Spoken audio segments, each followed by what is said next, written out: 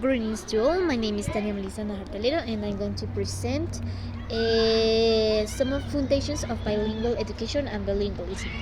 We have a lot of aspects that influence this part of the education or the bilingual education. In this part, we have age, abilities, balance, and context. So it is not the same to talk about a person who is a native person or a native English speaker than another that is only acquiring the language.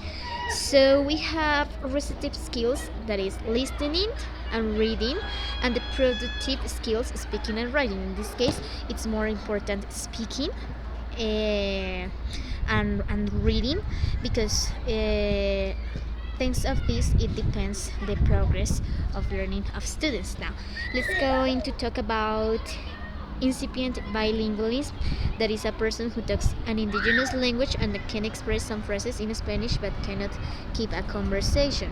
In this case, we have a problem in Colombia, and it's that kind of people is out of the learning of a new language, and vice versa with the Creole languages. So in this case,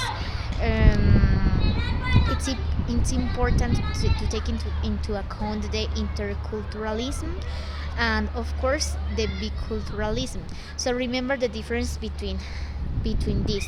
Interculturalism is the way or a person can interact with other cultures and other languages and other traditions, and be a person bicultural is to take into account the traditions, the own traditions, in this case of the country. So for example, not only to learn foreign language, to go to another countries and speak to others, to native speakers, but also to talk about traditions of the own culture. So for example, to be a touristic guide and to talk about important aspects of the indigenous people, or about something related to the culture, to the dance, to the food, something special.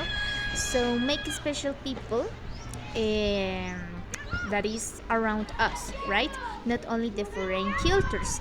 So in this case, the program of bilingualism is looking for an equality of opportunities for everyone. In this case, we are talking about. So in this case, we have the social factors. In this case, we have the economic and social factors. The problem could be on test material or language. So in this case, we are close to be an education that is only grammar and it's only structures, and it is not clear, or it is not a purpose, for example, for a specific purpose, in this case for a profession, but also it's only to learn something else and no more, and to take or acquire some competences and no more. So the idea is, for example, that English language and also the other cultures can be mixed with,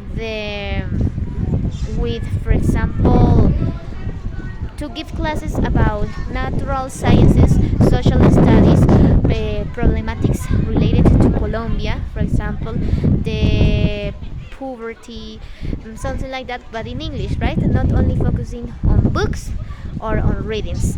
So that's all. Thanks so much.